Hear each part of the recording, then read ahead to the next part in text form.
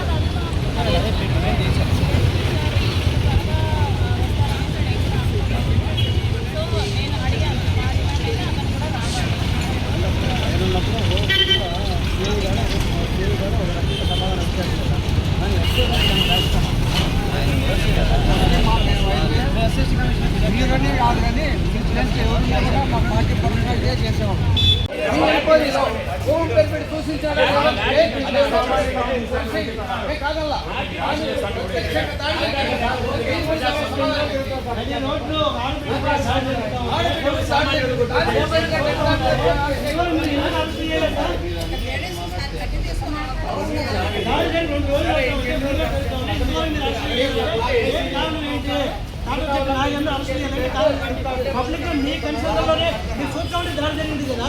ఒక అమ్మాయి పైన రోడ్డు దళిత మహిళ పైన పట్టపోగలు వచ్చింది కదా.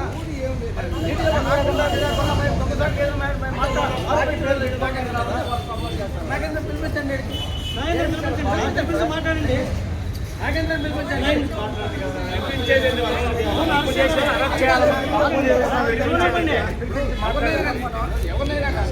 ఒక దళితుడు దాడి చేసి ఒప్పుకుందిరా ఈ పాటికి.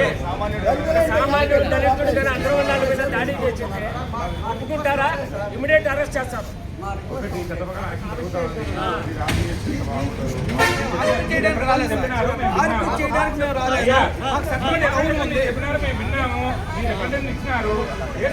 నడుస్తా ఉంది.